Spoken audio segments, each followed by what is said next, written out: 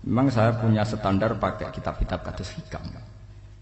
Saya ini merasa hidup di dunia itu sendiri. Sampeyan tak warai la Allah kalau kotar.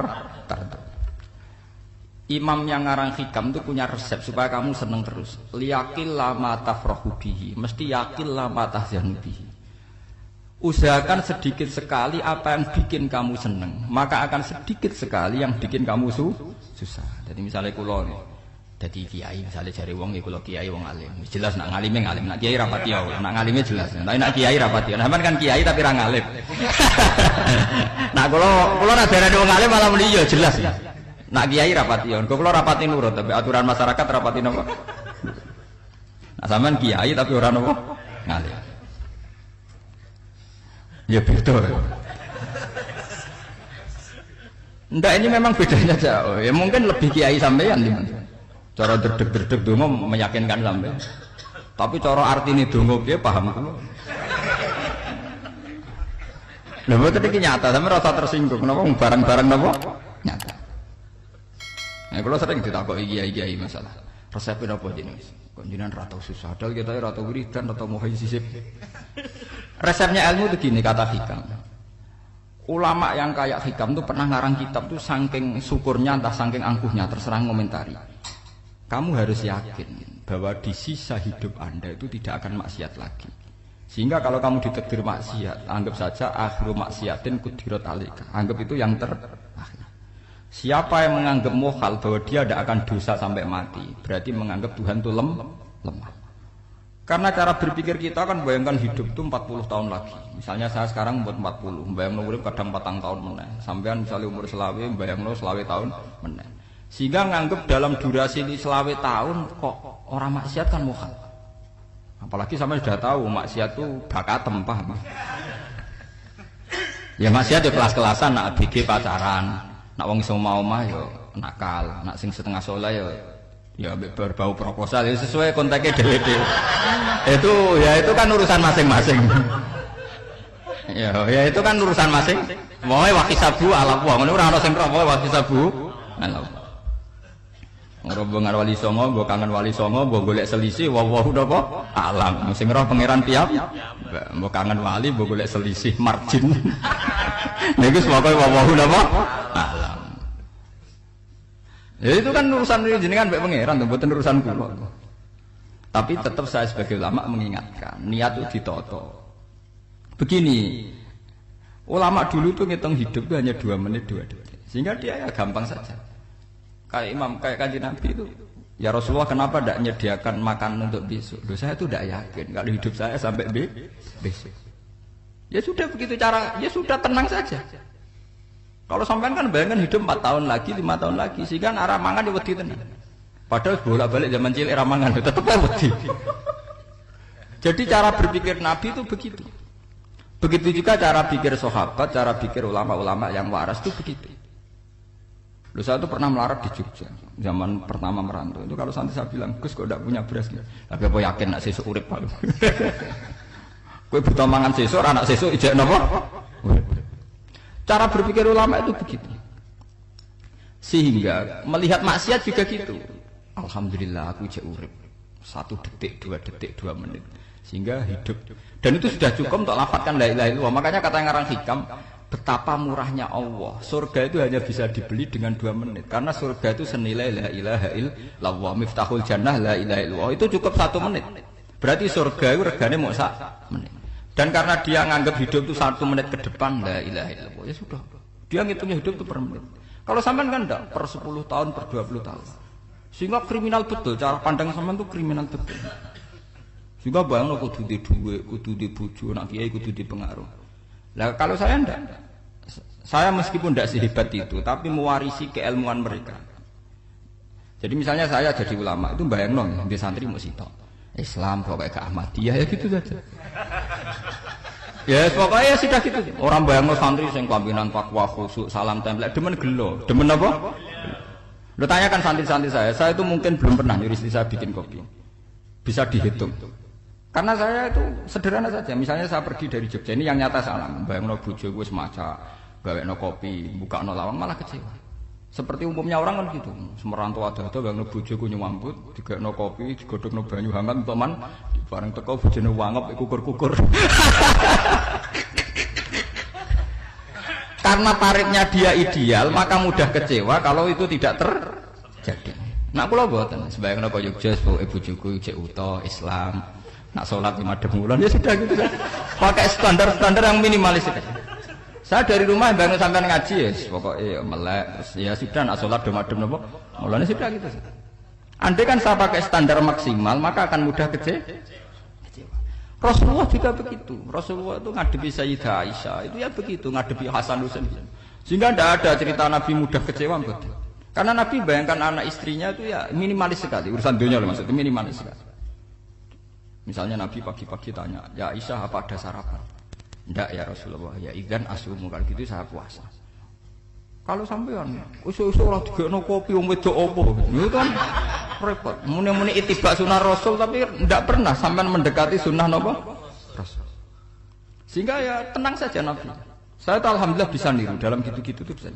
Makanya ini kiai muda paling enjoy. Banyak kiai-kiai yang sepuh itu kalau urusan gitu konsultasi Mas. Gus resep apa kae. Ini kula resep era karep apa. Juga saya tidak pernah bayangkan apa tanggaku seneng aku atau ora sing ngaji aku kecewa, tidak pernah bayangkan. Sampean itu kan makhluk, tidak penting. Kecewa tidak kecewa itu tidak penting. Saya itu orang alim, ngerti ini warido kamat lubi, ora waridokum. Yang tak goleki ridane pengiran, ridane sing ngaji, ridane konsumen. Itu apa? Makhluk tidak penting. Itu harus dilatih. Harus napa? Sehingga orang itu kalau biasa sholat, maksudnya biasa ta'alluq bi Allah, mesti la'alla katardo, mesti gampang puas. Karena dia iktifak ngalap cukup bi Allah Subhanahu wa ta'ala. Saya sebagai manusia juga sering ditangisi istri, misalnya saya sering ke Jogja sendirian. Nah ning dalan ana apa? Ning dalan ibu milih pengiran. Misalnya mati ning dalan ya paling aku wong apik ning swarga. Paling wong nangis go kegiatan tak guyon. Bukan apa-apa. Ingin saya bahwa konstitusi ulama itu masih iktimat Allah. Kalau kita kan enggak. Cara berpikir kita ngaji itu ideal sing ono podium, sing ngaji kelaminan takwa kabeh, keturunan kaji kabeh, ndiluk kabeh. Kita kan pakai standar-standar yang dengan asumsi kita.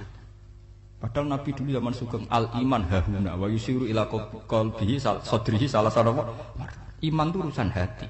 Komitmen sampean be Allah Subhanahu wa taala.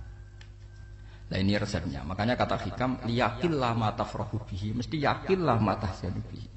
Sedikitlah kamu gembira dengan satu hal, nanti akan sedikit kamu yang kecewa.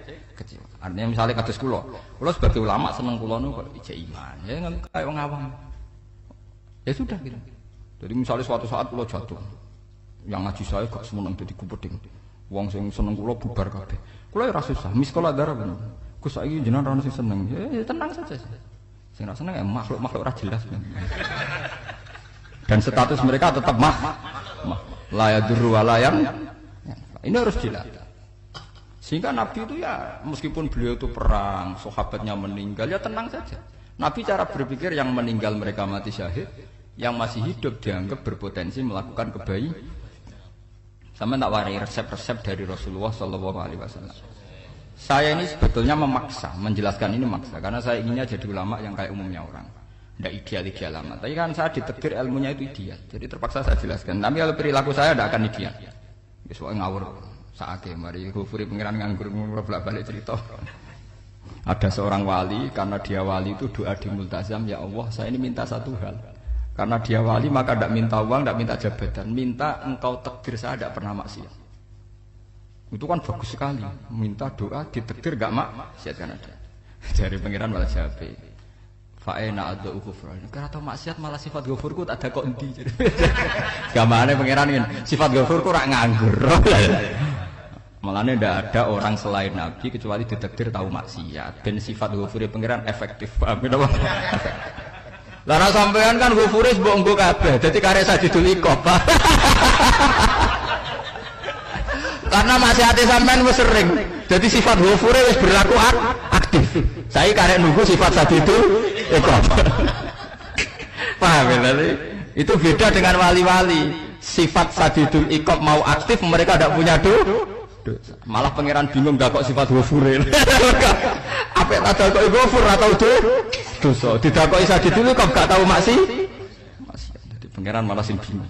Nak kowe ora tau maksiat Ghafur kok tak dakoni. Kok ora tau maksiat, wong iku ora tau apa?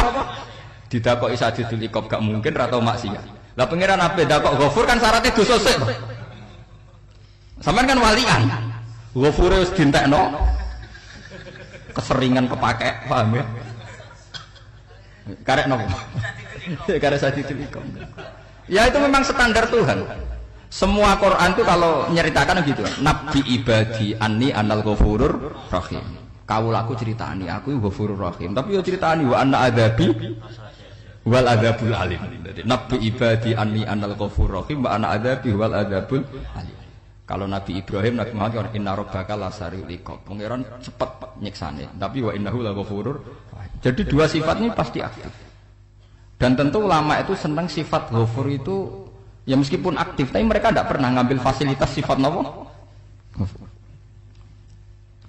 Kula baleni malih. Sehingga kayak Sayyidina Umar radhiyallahu anhu ketika beliau pertama jadi khalifah, ini cerita di kitab Hayati Sahabat. Pertama dia jadi khalifah, orang mengira dia akan ngomong hal-hal yang besar, visi besar tentang negara, visi besar tentang izzatil Islam wal muslim.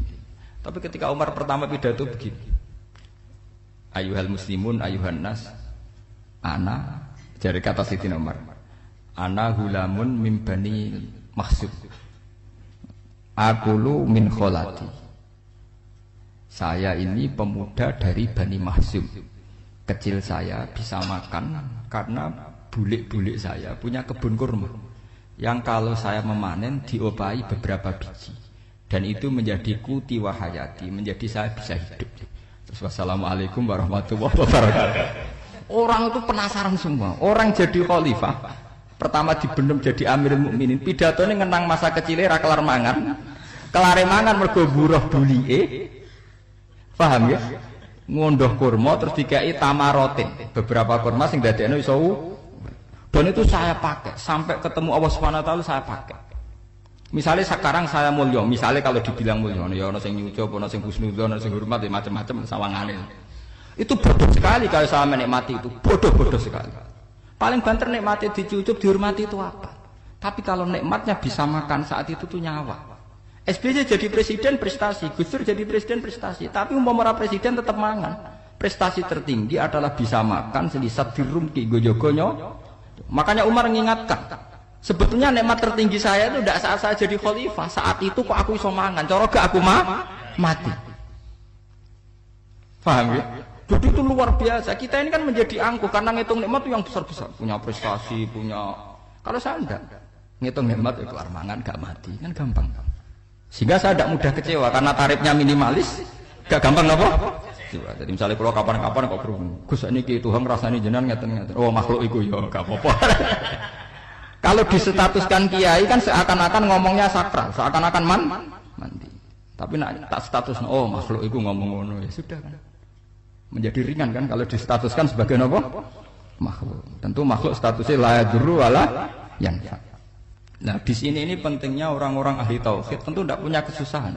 Innal ladzina qalu rabbuna Allah tsummas taqamu. Itu mesti tidak ada kesusahan sama sekali. Misalnya ulama-ulama dulu mau mati ya tenang saja. Mati kedua itu mati paling menantang, menyenangkan sekali. Karena mati yang seru itu mati zaman Al-Adam. Misalnya saya kelahiran tahun 70. Tahun 40-50 kan belum ada saya. Itu mati yang sejati karena Al-Adam. Kenapa? Al-Adam tidak ada. Mati yang nanti itu mati yang petualangan. Karena saya mati setelah menyaksikan kekuasaan Allah. Setelah husnudzon sama Allah. Sehingga mati yang menuruti kerinduan. Akan ketemu sang kekasih. Makanya Jalaluddin Ar-Rumi ketika mau meninggal dan orang-orang muridnya nangis. Dia marah-marah. Hei murid-muridku, betapa bodohnya engkau. Saat kayak ini yang saya tunggu. Saya sudah menyesal berpisah mbak Allah dat cinta seneng. Aku kecewa waktu makhluk-makhluk koyo kowe. Saiki wis wayahe aku goleki kholik dat sing tak senengi malah mbok tangi. Cek bodone kowe. Saat-saat sing tak enten-enteni malah mbok tangi. Betapa aku lamanya menunggu kematian ini. Mergo hidup itu keterpisahanku mbek Allah. Kemen ketemu kowe jare. Mulane Jalaluddin Rumilah yang mengistilahkan mati itu malam pengantin. Makanya fal'an awanul firaq minkum wa awanul wisol bihabibi. Ini saat yang indah karena ketemu dengan berpisah dari makhluk-makhluk yang tidak penting menuju sama Habibi kekasihku. Jadi dia mengistilahkan mati itu malam penganten. Semenjak istilah itu populer sehingga di Jawa ana ngipi dadi nganten takwilane mati. Itu filosofi sufi, ya filosofi napa? Lah niku tenan. Begitu juga sahabat-sahabat dulu. Bilal itu mau meninggal, anaknya do nangis. Bilal lagu ya. Ditanya sama anaknya, kenapa anak-anak kamu nangis? Nah jenengan badhe kapundhut. Aku malah seneng nang mati. Hudan nalqal akhibah Muhammadan wa hizbah. Aku nak urip ketemune mbek kowe terus. Malah nak mati ketemu Nabi Muhammad. Hudan nalqal akhibah Muhammadan wa hizbah. Nah, dengan cara pandang begitu maka hidup itu enjoy saja. Nah, saya sebenarnya keberatan pakai kelas ini keberatan karena saya harus ngulang sampean-sampean itu. Ya makanya potensi kayak saya tentu mengurangi jadwal ketemu. Makanya saya mohon kalau tidak penting itu jangan sungkan. Anggap saja itu bagian dari hormat saya. Ya minimal sampai anak misalnya di dua saya ketahui gue jajan pentol anak melapo mau kesuwan bareng malah repot. Wes ganggu wong anak keleleran pak. Nah misalnya sampai kepen takok hukum, uang nak ra pinter hukumnya takokane ya ringan, takok kiye tanggam paling iso. Karena pertanyaan yang ringan tentu ya ringan-ringan saja kan. Gak perlu kiai kaliber. Sampeyan ra usah GR. Kula pertanyaannya angel Gus gak ono sing iso jawab. Wong nak ra alim tahke, iku pertanyaane ya ora pati mutu. Iku wis kangelan ngoten. Ini mboten ngenyek tapi padha enak. Padha napa? Makanya kalau latih. Jadi hikam sendiri itu ada manhaj, ada metode. Kalau orang supaya tardo, liyakil lama tafrahu bi, yakil lama tahzanu. Anak saya itu kalau habis main pulang, itu saya senengnya pol. Istri saya pernah jangan. Gus, anak mulai senengnya dek piro-piro, anakku gelem mulai ning omah. Misalnya minggat terus piye. Saya itu anakku lo main mulai itu seneng. Piro-piro anakku mulai ning omah. Dipanggil anak saya bapak itu senengnya sak boleh. Piro-piro ana sing manggil napa? Bapak. Jadi saya pakai standar minimalis sekali. Saya tidak pernah pakai tarif dia anak yang ideal dihormati orang. Sampai anakku sujud ning pangeran ngerti pentingnya maca tasbih. Makanya anak saya tak namakan tasbih semua. Itu ya sudah selesai. Saya tidak pernah bayangkan anak saya jadi kiai besar dihormati cuma. Mari gampang kecil. Ya sekolah kan Sayyidina Umar. Saya pemuda dari Bani Mahzum. Yang kecilnya bisa makan karena buruh bulikku. Akal tuh tamarot. Wah itu saya baca tuh nangis betul. Betapa hebatnya Sayyidina Umar. Mengingatkan ulang bahwa nikmat tertinggi itu ya makan karena makan kaitannya nyawa. Orang jadi bupati enggak jadi bupati tetap makan. Jadi kalau ngatain saya tarifnya minimalis sekali. Nah, kalau orang sudah makan gitu lah Allah katar mudah sekali. Tapi kalau sampai tarifnya ideal harus di mobil kudu sangune akeh. Mosok gue mobil gak sangu akeh. Barang gue sangu akeh kudu gue penderek. Mosok kere lunga wong sugih kok lunga tanpa penderek. Barang pendereke maju. Mosok ora kena dikeloni aja malah repot. Akhirnya gue wong ayu. Anak selingkuh diujar-ujari sing itu malah perkara meneh. Ngomong keruwet menuruti tahapan-tahapan duniawi makanya resep kalau ingin seneng tuh kon salat. Maksudnya salat tuh dihayati secara tauhid ya. Dihayati secara tauhid. Misalnya inna sholati wa nusuki wa mahyaya wa mamati lillahi rabbil alamin. Itu akan pasti Allah katardo, pasti mudah melihat alam ini ridho. Ini satu sekelumit ya, dari resep seorang ulama yang saya meniru beberapa di kitab Hayati Sahabat, di kitab Hikam dan meniru terutama semuanya sanad dari Rasulullah Shallallahu Alaihi Wasallam. Makanya suatu saat Nabi itu kagum. Abdullah bin Mas'ud itu jalan-jalan dan dikawal oleh beberapa malaikat. Terus Nabi itu heran. Ya Abdullah, kenapa malaikat itu selalu mengawal kamu? Terus kata Abdullah bin Mas'ud, ya Rasulullah, inilah akhtu khutwatan illa wa azunnu alla akhtu wa ukhra. Wa ma akaltu luqmatan illa wa azunnu alla alqamu ukhra. Saya itu tidak pernah melangkah kecuali saya tidak pernah yakin apa betul saya bisa melangkah lagi. Jadi perlangkahnya itu dia iktimat Allah. Dan saya tidak pernah mengunyah satu kunyahan kecuali saya tidak yakin apa betul saya bisa mengunyah lagi. Sehingga setiap kunyahannya tetap semuanya bernada Bismillah. Semua itu atas nama pertolongan Allah. Terus kata Rasulullah, orang kayak kamu itu andaikan saya ada nabi terakhir itu jadi nabi. Jadi makanya dulu Nabi itu sering ngendikan, andaikan orang-orang kayak gitu itu ada nubuah, tentu mereka punya derajat napa? nubuwah. Jadi tidak jadi nabi tapi punya darajat napa? Nubuwah. Lah orang yang cara berpikir gitu tentu tidak khawatir apa yang hilang dari dirinya karena dia berkontrak dengan Tuhan hanya per menit per detik. Mulane hikam punya resep al-mu'min yusiru sana Allah min ayyakuna li nafsi dzakiran. Seorang mukmin yang sejati tentu kontraknya dengan Allah Subhanahu wa taala dan dia tidak pernah ingat dirinya sendiri. Kayak sampean pas umat tapiil, Allahu Akbar, Allah Maha Besar, subhanak. Selalu ana wong ngrasani ora lali, termasuk lali utange barang niku. Tapi yang jelas kan menjadi enjoy dengan dirinya sendiri. Paham ya? Menjadi enjoy dengan dirinya karena dia tidak sering punya kontrak dengan makhluk. Nah ini maksudnya Allah kan apa? Janganlah ala katarta kamu pandang, apa nak sholat terus kabul kajati, apa nak sholat terus untuk duit ya bernama bermun. Karena cara berpikir iso aja nak duit ya. Dan ini resep ya, dan resep ini dari ulama-ulama yang istinad ila Rasulullah Shallallahu Alaihi Wasallam. Karena kalau Nabi itu memang cara pandang begitu. Aisyah itu pernah ditanya, ya Aisyah, saya ini ingin makan, apa daging yang dari sahabat ini masih? Wah ya Rasulullah sudah habis karena tak kasihkan tetangga. Itu Nabi tidak marah-marah malah bilang, kamu benar Aisyah, kamu keliru, yang kamu kasihkan tuh yang masih. Karena daging dipangan dewe kadang nuruti nafsu, nak dikekno wong sedekah nuruti perintah pengen. Jare Kanjeng Nabi, beneran Aisyah, dagingnya ijek. Mongko ana tiyang kok malah ijek, sing mbok sedekah malah sing ijek. Cara berpikir Nabi itu begitu. Tapi tahu-tahu disederhanakan sunnah Nabi serbanan. Lah itu kan ya memang itu bagian dari sunnah Nabi, tapi sunnah seharga 10.000. Paham ya? Ini monggo mawon sampean sunnah Nabi serbanan gitu, tapi itu sunnah yang bisa dibeli dengan murah. Hakikatnya sunnah Nabi itu rata-rata bentuknya perilaku. Napa? Sampean delok dawuh Aisyah tengene tiba berjanji. Kana khuluquhul Qur'an wa shimatuhul ghufran yansahu lil insan wa yafsahu fil ihsan. Wa ya'fu 'anil dzambi idza kana fi haqqihi wa sababi. Kana khuluquhul Qur'an, nabi ku akhlak dasare wis kaya Quran plek. Urusane akhwat. Wa shimatuhul ghufran, ciri utama sifatnya nabi gampang nyepuro. Yansahu lil insan. Dan nabi punya niat baik pada seluruh manusia.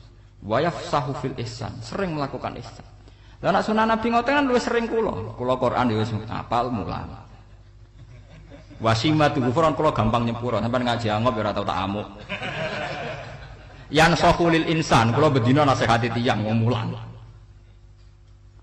Wayah sahufil ihsan tak gawe gampang.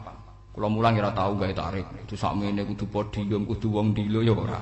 Pokoke anggere ke Ahmadiyah ya salat madhep ngulon ya sudah. Lho itu kan dawuh Aisyah ketika ditanya kaifa kana khuluqu Rasulillah. Dan itu semua dijawab oleh akhwal, oleh sebuah perilaku. Tidak ada Aisyah jawab nganggo atribut. Oh Nabi itu jubahan, serbanan, tidak ada itu. Memang itu sunnah ya, saya aku itu sunnah, teman jangan salah paham ya. Tapi itu sunnah yang tidak dijawab oleh Aisyah. Sunnah yang sampean jawab sendiri, paham? Aisyah yang istrinya Rasulullah ketika ditanya kaifa kana khuluqu Rasulillah, beliau jawab kana khuluquhul Qur'an wa simatuhul ghufran yansahu lil insan wa yafsahu fil ihsan. Semuanya akhwal wa ya'fu 'anil dzambi idza kana fi haqqihi wa sababi wa idza di'a haqqu wa lam yakun li ahadi marra'ahu badihatan haba wa idza ta'ahul miskinu ajaba yaqulul haqqa walau kana murra wa la yutmiru lil muslimin hisaw wala dur. Semuanya itu akhwal, satu perilaku sosial.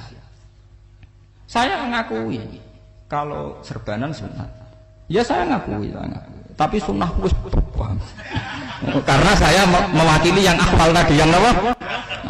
Lah mungkin untuk sampeyan, monggo kalau untuk ngisi sunnah. Tapi mbok ya adil itu. Ini bukan kritik mboten nggih. Yang meyakini serban sunat kan sudah banyak dan itu bagus. Tapi cobalah juga meyakini ahwalu Rasulillah. Makanya man sanna sunnatan itu rata-rata ulama maknani siapa yang ikut sunnahnya Nabi. Rata-rata ulama nafsir ahwalu Rasulillah wa af'alu. Perilaku sosial Rasulullah. Makanya terusannya wa idza da'ahul miskinu ajaba. Kalau dipanggil orang miskin ya datang. Ya maksudnya ada harus orang miskin manggil pas resepsi kawin mboten. Misalnya ana wong melarat kuwi di sepeda motor, wong melarate yo ngeterone puskesmas ya mbok terno. Wong melarat lara yo nukono misale minyak kayu putih mbok tekani. Ora kok ngerti-ngerti mbok urusan walimatul urus sing wajib piye lho. Payah. Lho, wa idza ta'al miskinu ajabe ora ana hadise urusan walimatul urusan mboten. Kalau orang miskin manggil ya. Dalam riwayat hadis ya Nabi sering dipanggil orang miskin. Ya Rasulullah, mbok datang ke rumahku, ada apa? Terus ya Nabi, saya tuh ingin rumahku sing elek jenengan nate salat teng mriku. Ya Nabi datang ya salat saja ya ora jamuan. Fi ayyi makanin aradta an tusalliya fi. Kamu di tempat mana kamu seneng saya salat? Teng mriki ya Rasulullah. Ya Nabi salat. Sing ngundang ya waras pisan. Kenangan mbek Nabi kok mae dienggo salat Nabi. Sampeyan tahu tanggung kiai kon salat. Kon mromosekno anakmu iku paham. Kiai dongakno ke kersane ketampi PNS waduh. Padahal kiai ini dhewe anake ra PNS. Kalau dulu kan sahabat ngundang Nabi itu ya gitu. Ya Rasulullah, saya itu ingin sekali engkau sholat di rumahku. Fa'atakhidahu musallan. Kemudian tempat yang pernah engkau sholati mau tak pakai musola pribadi. Makanya masjid Kiblaten itu rumahnya sahabat. Karena dulu Nabi pernah sholat di satu tempat. Adalah ono perintah tahlilul kiblat itu di rumahnya sahabat. Itu sahabat dulu itu kalau ngaturin Nabi itu kenanya ingin Nabi pernah sholat di situ. Nah, ilmu ngeten ini mentek. Ya, untungnya nonton kulo, jadi ono sing eling-eling ya Pak. Teman-teman kudu syukur ya, artinya syukur ya. Orang kayak saya itu tidak usah sampean dikte-dikte ngikuti hukum adat. Kalau ngoten sampean gelo mergo kula ora iso teko, kula ya gelo perkarane ulama kok mbok atur. Makanya saya sering guyon cerita saya itu kalau di pasar Pandangan dulu tuh anyaran boyong sering di pasar ditanya sama Gus wong alim kok ning pasar. Piye? Aneh to. Ya aneh kuwi. Aneh piye? Bodohnya wong alim. Kadang masyarakat itu tidak sadar keanehan dirinya sendiri. Mereka enak saja merasa kalau orang alim ke pasar itu aneh. Mereka tidak sadar orang bodohnya wong alim ya aneh. Enak saja mereka mikir sepi. Paham ini supaya sampean la Allah kan apa tar. Makanya untuk Rasulullah, Nabi itu sering ngendikan nek ana tamu hormati. Tapi etika mertamu di Rasulullah itu walakin idza du'aitum. Mertamu Nabi itu nunggu ditimbali. Walakin idza du'itum ya mabni majhul. Ketika kamu ditimbali fadkhulu. Jadi ya ayyuhalladzina amanu la tadkhulu buyutan nabiyyi illa ayyudzana lakum. Jadi untuk sowan Nabi itu nunggu dipanggil. Meskipun sahabat tuh rindu Nabi, tidak berani sowan ke dalamnya Nabi. Kalau ingin ketemu Nabi di barno pas sholat jamaah, karena Nabi pasti keluar di masjid. Andai kan Nabi nerima tamu di rumah, ya ora sida dadi Nabi. Amen nampa tamu. Makanya la tadkhulu buyutan nabiyyi ku illa ayyudzana lakum, kecuali kamu dapat izin. Nunggu dipanggil. Wa idza du'itum kalau dipanggil lagi fadkhulu. Ya sudah begitu. Tapi sekarang itu ya sudah begini. Ini kula cerita ilmiah saja. Saya tidak punya kepentingan apa-apa. Ya kepentingan kula ben ra mbok tamoni jujur mawon. Cuma guling-gilingan dulu itu kalau sahabat itu ketemu Nabi pendak sholat sama pendak ngaji. Paham ya? Jadi saya memilih sikap begini itu bukan tidak saya pikir. Tapi kalau ada kiai lain yang beda dengan saya tidak apa-apa. Kalau ulama lain beda tidak apa-apa. Justru seninya rahmatnya umatnya Nabi itu istilahu aimati rahmah. Khilafnya umatku itu rahmah. Mulane aku khilaf ben rahman, aku podo kan gak sido khilaf.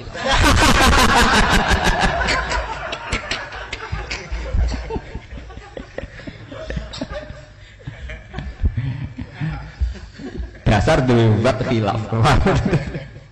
Jadi sebetulnya jelas ya ayyuhalladzina amanu la tadkhulu buyutan nabi la yudzana lakum la ta'amin ghairu nazirina inna walakin idza du'itum. Kalau kamu nah, padahal setelah tidak ada nabi tentu yang mewarisi nabi adalah ulama. Ya minimal itu ya ulama itu pokoknya kula kenangan mbek jenengan yang ngaji. Misalnya kenal Gus Ba ya kenal nabi pas ngaji ya sudah gitu. Sahabat kenangannya sama nabi ya gitu. Nabi roh jenengem ora cuma aku betina jamaah mbek Nabi. Ya sudah gitu kenangannya. Yang kenal Nabi ya sahabat papan-papan atas ya. Makanya sahabat itu ribuan tapi pancet sing muncul ning hadis Abu Bakar, Umar, Utsman, Ali. Karena yang lain memang enggak kenal, hanya ikut sholat, ikut ngaji. Jadi ya enggak ada memang enggak tahu muncul ning apa? Hadis. Muncul-muncul jam'un minas sahabah. munculnya rombongan. Ya karena mereka kenalnya Nabi ya benda sholat, benda apa? Ngaji. Paham gitu. Terus niki kula sukani resep liyaqil lama tafrahu bihi, mesti yaqil lama tahzanu bihi. Supaya sedikit sekali yang bikin kamu senang, maka akan sedikit sekali yang bikin kamu Jadi misalnya kita bayangno bojo ngoten. Bojoku alhamdulillah cah Islam nak salat madhepmu. Jadi misalnya roh cerewete, roh judese, roh kukur-kukure mbek angop tenang.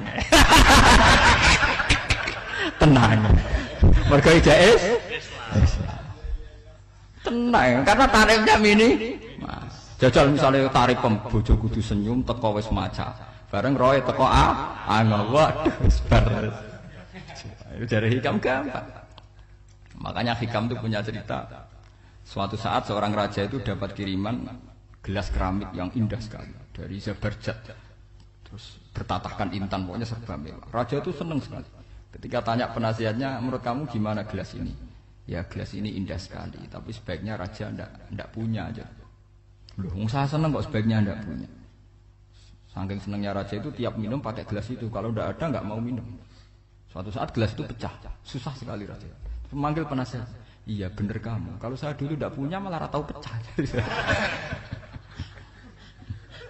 Jadi dulu raja itu yang gelas atom gelem, gelas biasa gelem, kan menjadi bunga yang gampang kan ringan. Tapi sekarang bunganya bersyarat, kan menjadi tambah repot. Sama aku di sini untuk bojo itu asal wedok sampai salat madhep mulat wis seneng. Tapi setelah kamu pakai tarif yang macam-macam kan tambah senengnya ngenteni macak, ngenteni ramah, ngenteni servis kan repot. Tapi aku bojo kula sering janggal. Kepengen kula niku ngamuk, iki kula bilang ngamuk apa kowe Islam apa. Kowe ya rohku ya Islam ya salat, ketoke madhep mulan nang ngamuk urusan apa. Ya aneh memang cara berkeluarga saya aneh, tapi aneh yang waras. Timbang sampean umumnya orang umum tapi tidak bener. Karena tarifnya kebanyakan. Nah, itu jenenge apa? Liyaqil lama tafrahu bihi, mesti yaqil lama tahzanu.